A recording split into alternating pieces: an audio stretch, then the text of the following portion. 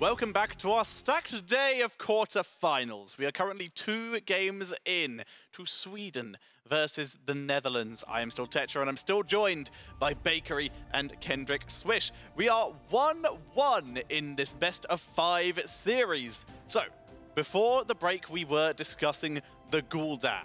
So what are your guys' thoughts on it? You already mentioned you think it might be correct as a ban? Canuti is controlling these games, and I believe he is the difference maker so far in this series. 2 very close games, but in both of them, Gul'dan's making these huge horrifiers. He's almost one-shotting people with corruption.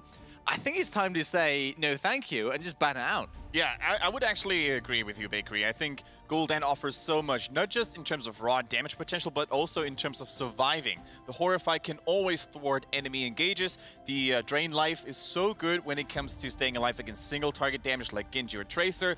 I really think Canuti should be the target now for the Dutch team.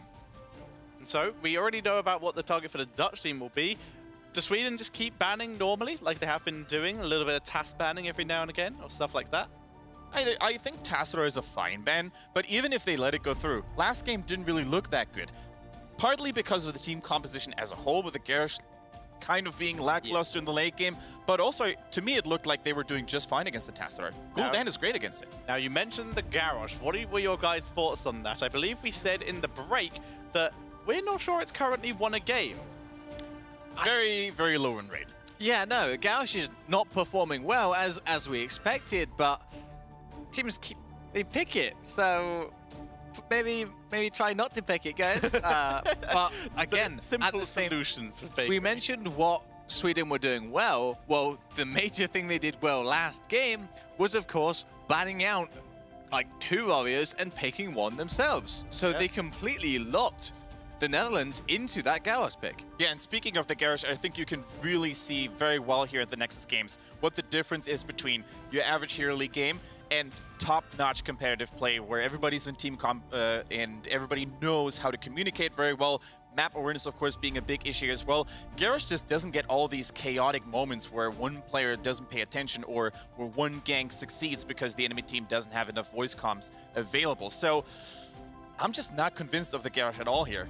Well, we're going to head and have a quick look at the map vetoes again so we can remind you about what has been played so far. We started off with Blackhearts and Warhead as bans, and both of the map picks have been by Sweden, even when the Netherlands had the choice. They chose for first pick as opposed to the map pick. So we saw Warhead, we saw Infernal, and we saw Dragon, which leaves us with Haunted Mines, Brax's Holdout, Cursed Hollow, Tomb of the Spider Queen, and Towers of Doom. I think it's time for some Towers of Doom. I really think Sweden may potentially even pick that battleground if it's their turn to pick it, because they can really just play their own style, you know, they can play their own game. They looked so dominant in that late game macro play on Dragonshire, it wouldn't surprise me if we saw Towers of Doom. I think Sweden would absolutely love to have Towers of Doom. I think it's a map that always goes to late game and it always allows them to play team fights. You guys were committed in the first 2 series, but you gave up this time. It's Tomb of the Spider Queen that we are going to as our 3rd map. But we're still playing standard, so there's a very good chance that it's still Sweden. We're still playing the Gul'dan maps. I think if there's a map, if there's a battleground where Gul'dan excels in all aspects, it's this one. If we go to a next map and it's Praxis, then we know Sweden's strategy is just continuing to go for them. But we're going to be heading into the picks and bans. But reminder, guys, you can vote for who you think is going to win or who you want to win if you are supporting one of these teams using the chat. You can use the code #SEWIN to vote for Team Sweden or the code #NLWIN to vote for the Netherlands. As Gul'dan is gone. Taking 2 seconds to find Gul'dan and then instantly banning him. I mean, Canuti is going to have other heroes to play on, don't get me wrong. Yeah, of course. It's not like his hero pool is now gone, right? But if you take the comfort pick away, or if you take away something that your team just doesn't seem to be able to play against, that's already a big comfort boost. Also, the fact that the Netherlands banned first means that they once again gave the map pick over to Sweden. Yeah. So, with one of the biggest wave clearers in the game getting cut out here in this draft, who do you think could be a worthy replacement, Bakery?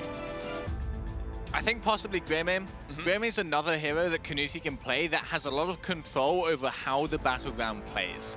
And obviously we saw in game 1, the Netherlands used that to great effect. But outside of that, there's not really much that makes up for Gul'dan's role. Mecha Tassadar back online, and Chromie in the first pick rotation.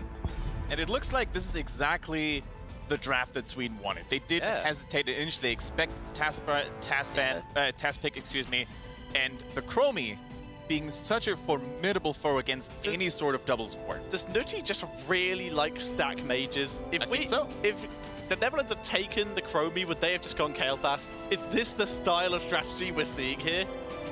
I mean, Chromie offers a lot of burst potential, and oftentimes she can sync her abilities well to the shield intervals of a Tassadar. If it gets broken or if it expires, she has up to 8 seconds to basically unleash her whole combo onto the target. And they've already banned out one of the supports with Cleanse, potentially forcing Netherlands to pick up something like an Uther or something like that early, which they can then try and move into some good AoE damage to try and counter. And Uther has his own issues against Chromie in terms of just not having enough raw sustain, and Tassadar does not help with that. Oh yeah, he made it through. Genji makes his way into the draft for the into a pick for the first time, and an immediate cleansing support coming in for the Netherlands in the form of that right wing. Of course, Pixie Dust and Cleanse, two great tools for protecting if there is a temporal loop in play, and if not, just the ETC startup into the follow-up of Chromie. Yeah, also the Genji being locked in for the first time is definitely a hero that we need to be on the lookout for in that bottom lane island, if you will, where solo laners are duking it out between each other. A surprising Genji gank can sometimes often make the difference between snowballing ahead and deny all those gems, because the bottom laners are going to accumulate a lot of gems over time, so if you manage to steal away 10, 20 of those, you're already in for a good ride. The bad news for the Netherlands, though, is that they might have just locked themselves into either a solo damage Genji or a solo warrior, because Genji is not a good task synergy. That's not something you want to run, but you also don't want to run solo frontline against ETC Chromie, so it's tough for them, but at least they have got 3 strong heroes. We're already seeing the reaction coming out of Sweden, banning out more tanks again, and they can double tank. Like right now, tanks that the Netherlands could go with, Tyrael is potential, but is still a little bit lower on health, but Spell Armor could help against the Chromie. Muradin, of course, is the sort of go-to solo tank after ETC has been removed. But if they, like you said, if solo tank is the strategy, Mosh Pit becomes an even bigger threat. If they play a little bit like Team France did in the past in this tournament, they could even consider Zagara. Or if they play like Team France, they could also consider solo tank Johanna and make us upset. But we will have to see what Sweden are going to go with. They could, in theory, go for more of this tank choke, and let's see if they do. All right, so the Bright Wing so far being the main support for Team Netherlands. They still need a warrior, and as Bakery pointed out very splendidly, they only have so many heroes to choose from now. If they go double warrior, Genji's going to be the one hyper carry, and that's not the traditional role we see him. So is there a potential for the Netherlands here to just go for a second tank and then a bruiser, potentially a more high health one like the Sonya, who has so far not been picked up? I mean, you could be, but since Tassadar's rework, he's not as strong as Sonya synergy as most people think. Yeah. The shield almost gets instantly broken. Most of the value from the shield now actually comes from the lifesteal instead, and that's not something Sonya benefits from. Yeah, it's not really something Genji benefits too much either. So let's see, we see an Uther coming in, once again going for this very beefy front line, quite literally, with that ETC and all the armor they have. And the Greymane here on top of things, 2 really, really solid DPS now coming in for Team Sweden. I mean, Netherlands could Cho'Gall. They have the double support, the extra this protection isn't enough though. Yeah, the Curse Bullet, obviously when we see Cho'Gall, Greymane is usually at this point the go-to first ban for it. It would be immensely risky, but it would solve in terms of their tankiness issues, except for where that Curse Bullet is involved. Yeah. I think Cho'Gall kind of does need something like an Ana or indeed a Veigar to back him up. Even Morales would manage. But even Morales, I don't think Brightwing is enough full healing to actually back that up. Don't worry, Cho'Gall, I'll give you a shield on your giant... Oh, it's just that. just a tiny bit.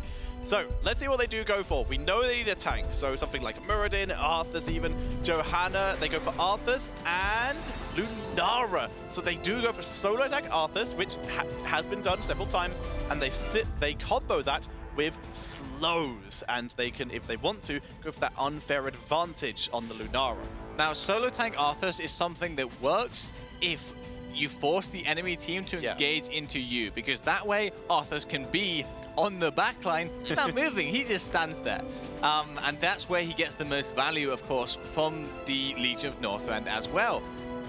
I'm not sure the Netherlands do have a team comp that does that. They do have Lunara, which would force that, but they also have Genji, who isn't that kind of hero. Yeah, it's almost like you have two different philosophies clashing with each other. It's like the Lunara trying to be pokey and the Genji going to go in. There is, however, the other scenario of the fact that Sweden, ETC, Uther, and Greymane are very engage-heavy heroes, whereas Chromie isn't. So what do you do if everyone's engaged on the Arthas and Chromie's sieging? You have someone like Genji who can put pressure onto that Chromie. This could be the kind of strategy we're seeing. However, this makes it a little bit more difficult. Karazim, amazing pressure to go even further into the backline for that Lunara.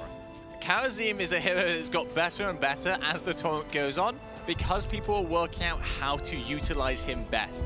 We first saw, I believe it was Guga from Team Poland, then we saw Azuf from Team Poland as well, both of them making great use of his aggressive pressure and using those dashes to get onto the backline. Now, I'm not sure exactly who's playing it on the side of Team Freedom. Is it Daikon? Is it Skull? But either way, they are going to have to actually perform on the hero to make it work. Yeah, we could even see Henning potentially on the Karazim, because he's known to be a very aggressive support. No matter if he plays the Uther or the Rehgar, he really likes to go in very deep, and Karazim just fits this playstyle very well. It's going to be interesting to see indeed. What I really like about Karazim is the fact that his kit hasn't really changed too much, only with a recent update on his level 1 traits. However, he always finds his spot in tournaments, in competitive Heroes of the Storm in particular, I feel. And so, we can see the final team comps, and we can see the chat are leaning towards Sweden.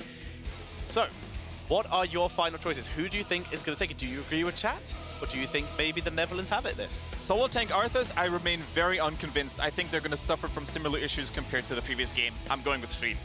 I'm backing Kendrick up on that. I just think the Netherlands are not synergized. They're not one unit right now, and I think Sweden are. I really like what the Netherlands have. They have a lot of tools, but they seem to be from different toolboxes. And as such, I am also going for Team Sweden, which Bakery is about to introduce to you now. Team Sweden is on the left, and you have Rask playing the ETC, Kanuti on the Karazim, Daikon on the Chromie, Henning on Uther, and Scott on the Greymane. Whereas on the right, it is Team Netherlands with Atmos on Tassadar, 6 on Genji, B-Guy, AFK in base on Arthas, there we go, Dark Omicron playing on the Lunara, and Zavalosh is on that right wing. We start off immediately. The best value of Tidewalker's Pursuit, immediately dropping it on that middle gate. Getting vision, see if your opponent's a 5-man, and see if they are going to play aggressive. In this case, the answer is no. They don't want to play aggressive because they don't want to be caught by ETC, and they don't want to give Chromie stacks. And we already saw Kanuti looking to impress, or dashing onto the backline and staying mounted. So much pressure onto Lunara and also Tassadar right now. Yeah, this is the joy of that Karazim. He is great for pressure. It's going to be a bright wing in the bot lane, at least for the moment. We'll see if they keep it that way. Brightwing versus Greymane is a lane that eventually Brightwing should in theory win because she has self-sustain, but Greymane, his damage, one mistake from Brightwing and Brightwing will potentially lose the lane. Now, I think they got quite lucky that Sweden also don't have a strong bot lane right now, but Greymane is definitely a hero that once you get the wave clearing, once those towers are out of ammo, he will destroy that wall. That's the point. He has a far better wave clear than Brightwing. Brightwing, of course, her Q is very effective, but it has a long cooldown and only does the maximum damage to the center point.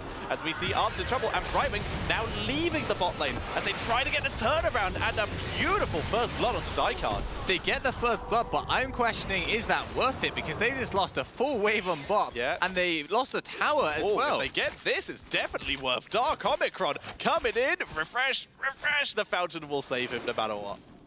Yeah, so almost getting the kill, but only slightly ahead on XP, and I don't think they will be once Team Sweden get these waves in the mid and top lanes.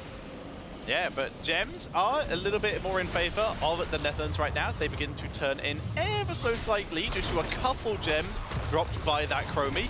But overall, right now, that abandoning the bot lane, was the kill worth it? And like you said, we are not sure. It doesn't look like it to me so far. Blackman getting very low from the Karazim gank.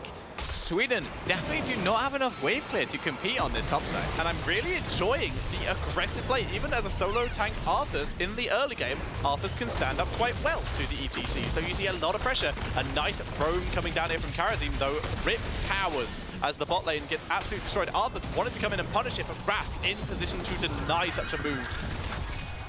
The TP maybe a bit trigger happy with that. Not actually giving much value, just giving vision. We do also see Kala's Light. Oh, Henning might be in trouble. The slows are good. But we see Kala's Light coming in for the Tassadar here. He's going for armor. And to be fair, that's fine. No one really attacks very fast or does a lot of attack damage. So the lifesteal on that leeching plasma isn't going to get as much value. The armor definitely will be value against Chromie and also Karazim though. So a good talent adaptation there. Now, the way that B-Guy is playing this, I absolutely love it. He knows that unless the Greymane is here, he cannot die, especially with the armor from Tassadar, by the way. But a gank on bot lane. Speaking of dying, Greymane very nearly did himself. But yeah, I like what you're saying exactly right. As long as they have vision, they're okay to play that a little bit further forward. And another adjustment here coming in from the Karazim. I believe you mentioned it earlier, but it's worth iterating here. With no real auto-attack damage, which is the reason we see Kala's Light, we see the life ally coming in from the Karazim. Traditionally a very weak talent, but in this situation, it definitely might be the correct one. Yep, get lots of poison. The vision isn't going to get that much value at all. And there's not really many auto-attacks outside of maybe Arthas that can be blocked. Genji does some damage. Able to deflect out and do a little bit of damage in the meantime as Nuti is forced back. 32 turned in to 0, but Sweden, they're only 2 away from having enough to turn in if they can try and get some control over those turning points. And I'm just loving watching B-Guy in this early game. Yeah. He's looking at the enemy team and he's making a beeline for them and just running in their direction. Well done with B-line. That was incredible. As you see B-Guy just continuing to hold that top lane while the ranged pokers in this bot lane hold the fort. 6 took a little bit of damage though and is forced out, but Dark Omicron making up for it with this crazy damage output. You can see Team Sweden definitely struggling from their lack of sustained healing. Karazim and Uther not great at that. Oh, that's a lot of damage on 6. And he is going to be forced to either go back to base or go to a fountain here. But once again, the gem numbers ever so slowly tick up for the Netherlands, whereas the Sweden remain in possession of their heroes. Chromie getting a lot of value interrupting these turn-ins, but look at the numbers turned in actually. Netherlands almost on 40 and actually getting the turn-in, while Sweden on literally 0. Yep, and if Sweden start losing members in this push, this is where it all starts to go wrong for Team Sweden. They have to play safe, but they also have to prevent this Webweaver wave from getting too much value. The ideal situation here would be to clear the Webweavers and potentially get a kill first, so they can try and snowball with it, which is what they're trying to do on Speed Guy, but they can't get to him. He's too tanky, he's just holding it together with the help of Tassadar Shield. Now, the reason why Netherlands got this turn-in is because Sweden do not have enough wave clear. But that's AoE wave clear. Their single target damage with the Greymane, the Chromie, and of course the Karazim is definitely scary. So they shouldn't lose too much from these Webweavers. Look at how passive Sweden are playing, not wanting to get themselves caught out at all. The Karazim finally leaving mid lane to go to that bot lane. They cleared mid Webweaver because it was undefended. Now ETC is in danger. He's got a big chunk of gems, but he's tanky enough to be able to get out. That's a temporal loop coming in. Driving is nowhere near for the cleanse, but the damage output is nowhere near enough. Icebound Fortitude, the almost 100% talent pick on the side of Arthas. Genji comes in and that's taking a lot of damage. He's so close to going down. Okay, he's going to die near his team, even if he does, so the gems will be recovered. So this is good if they want to try and get a counter turn in, but another kill is going to give Netherlands a very quick level 10. He was very close to that E cooldown. I could feel it, and he could feel it. He was circling around. He knew. Tuning up. He was getting ready to play the guitar. He had the armor. He was very close, but sadly not quite coming through in time. Level 10s, as you said, are picked up, but not taking a fort and only taking, I think, just the 2 walls. That's They not got all the walls, actually. Oh, they got bot as well? Yes. Okay. Brightwing was pushing that alone for a very long time before Karazim came down. And the good part is, we just saw the Netherlands just pick up a lot of gems, and they're beginning to turn in again. They actually will have enough to get another turn in now. Oh, yeah, no, they're one short. There we go. Can they actually get them in is the question. Brightwing getting caught out on top lane. Maybe not. You might be right. Temporal Loop. Emerald Wind. Pixie Dust might save her. No, she's just alive anyway. The Bronze Talon so close to the kill. Here comes the Dragon Blade to try and punish the insolence of the aggressive move by Sweden. And Dykard will get taken out. Rast will retrieve the gems, but they might not be so lucky. A beautiful cleanse on Scar as he continues to retreat. There's the disengage. And Sweden, they lose a member, but they recover all their gems. They're up to 104 now as we see the Netherlands get another turn-in. And now this turn-in is going to be the crux of this game, possibly even up until the late game. If Sweden can get this comeback fight at level 10, then they have a fantastic chance to snowball pay-in after pay-in and take control of the game. But if they do not, then this is the Netherlands' game to lose. As Netherlands begin to push in, they want at least 1-4. If they can get more, that would be brilliant. Especially as Sweden, they have almost all of their blow-up tools available except for that Temporal Loop. Whereas Dragon Blade, still 50 seconds out. Same with that Archon. I do not like how the Netherlands are playing this, I'm afraid. They decide to push down into the top lane. Now, this is the boss lane, so this is value, but it's hard. It's hard to push into this lane again. They will get bot from this due to the amount of pressure Brightwing is putting on the Web Weaver. Actually, they might not. Web Weaver is going down here. Temporal Loop. Dark Omicron able to attack through. Damage output's not there yet as Nutsy gets Divine Shielded. He will survive. Greymane is behind this entire time, but he's not yet seen the opening. Yeah. They do get the keep wall and they do get bot, so it does pay off for them, but they do not get mid. Not get mid, but XP is XP. They now have a over full level lead here as they begin to they're just about to hit the level 13 talents actually, as the Netherlands continue to just move a little bit further ahead. However, as you can see there, Time Walker's Pursuit complete for Chromie. Raz haven't used Power Slide to escape.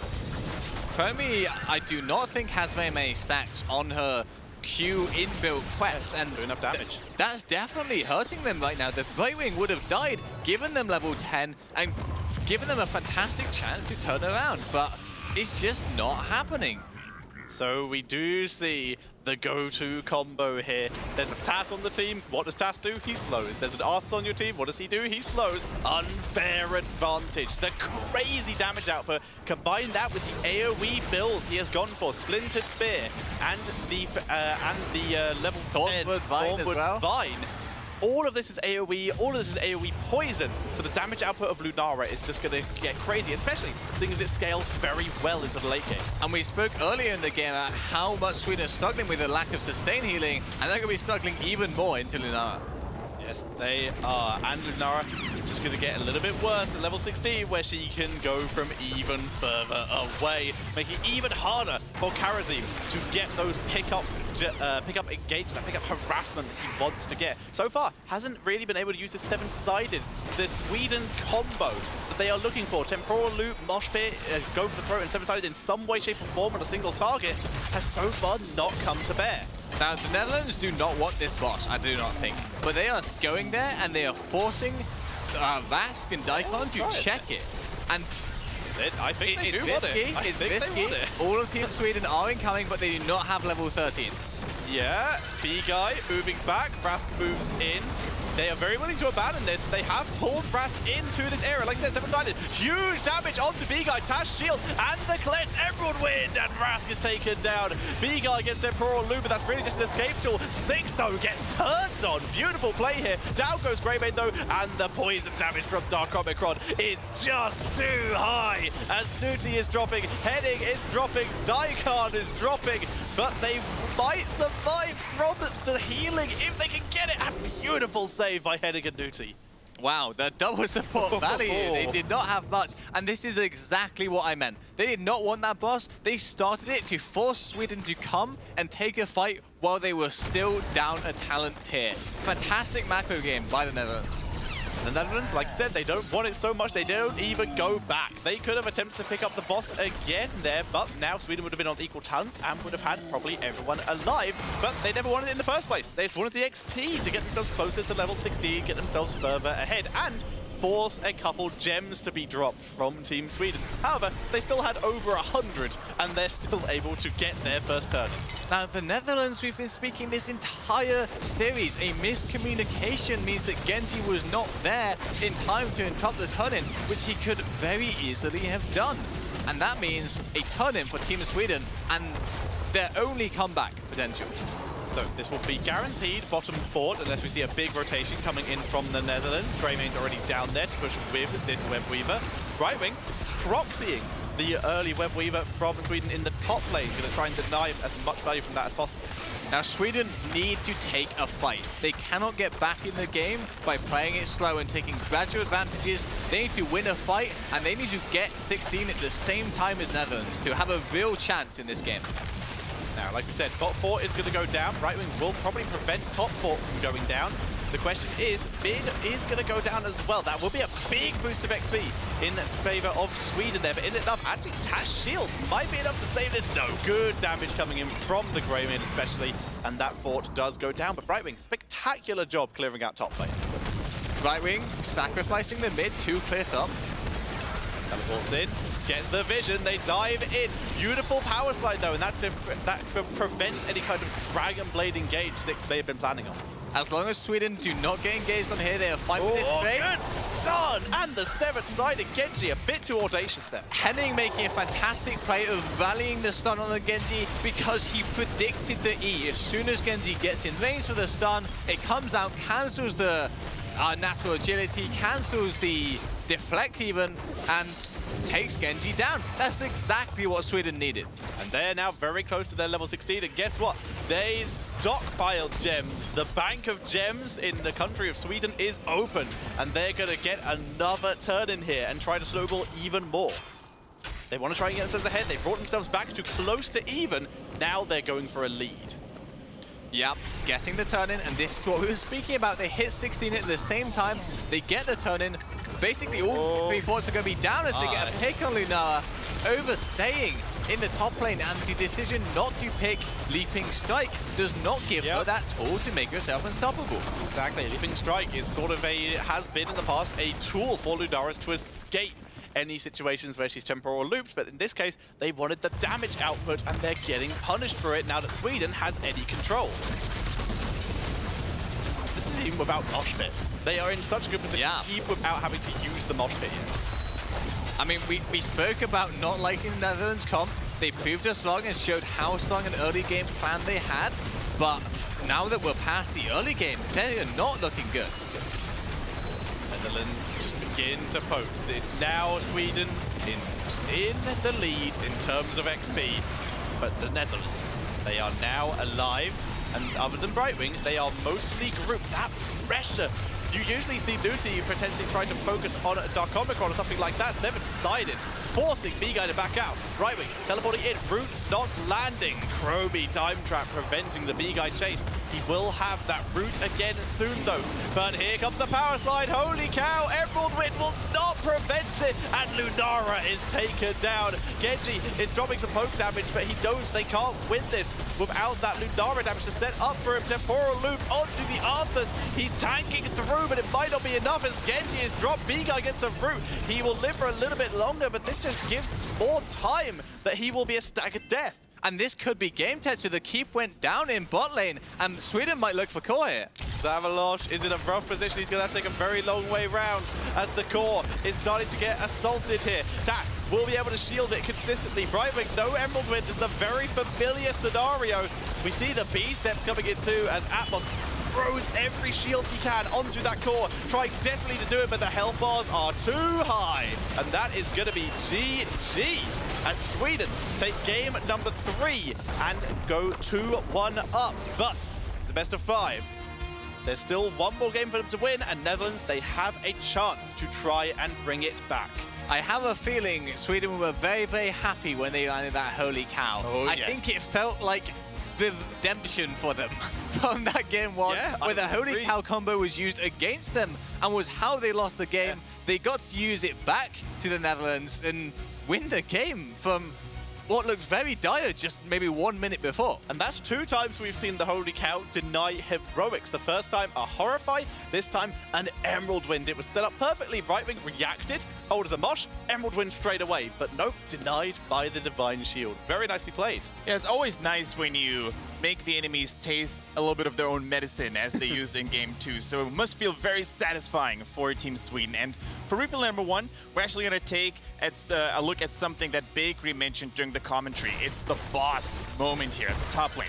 Netherlands, they didn't actually expect to take that boss. All they wanted to do was bait a reckless move by Team Sweden, and that's exactly what happened. They focused so many resources onto the Arthas, the 7-sided, etc. Rast going in as well. He actually overestimates his own tankiness though. 6 comes in with a Genji, reset after reset. Is that a pro Gengu? I think it is not. Oh, he went in a little bit too deep. But still, it was just cleanup duty then for the remaining Dutch players. So many gems being dropped here as well for Team Sweden. Luckily, Henning was able to save those 45. Now all that slow poison damage looks like it was almost enough to take them out. But in the end, as Bakery said, double support is pretty good.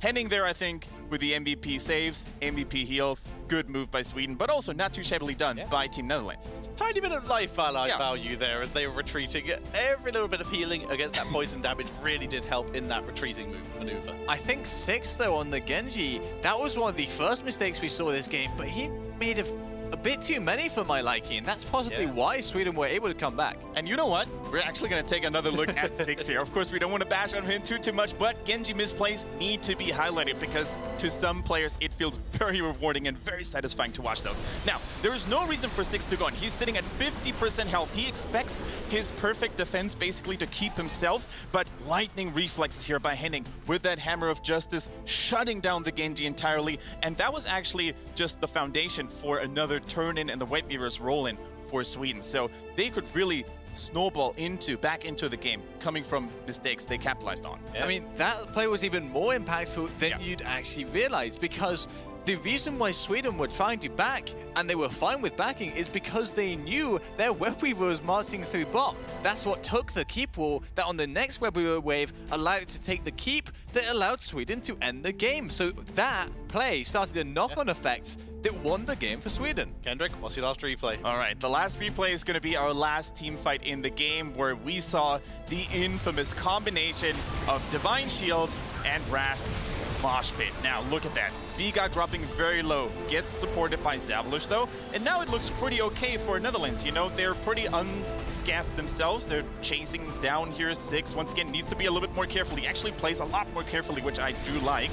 Now, this was basically the switching point. ETC goes in, supported immediately by Henning. He's an absolute playmaker in this game, and from there on it all went south. The Emerald Wind not connecting.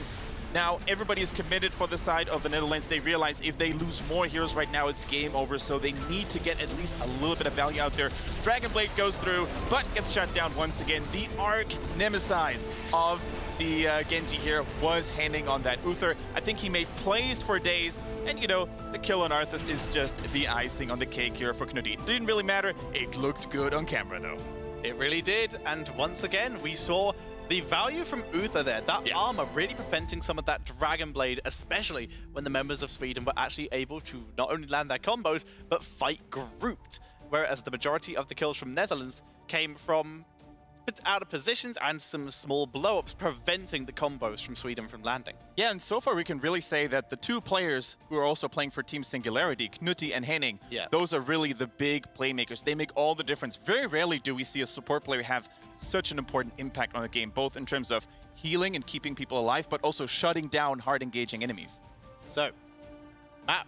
This is going to be the 4th map of this best of 5, potentially the last one if Sweden can take it. So far, Sweden have picked every map so far. Netherlands have the choice, the first map or the first pick here. Where do you think we're going to go? I think the Netherlands, it's time for a change.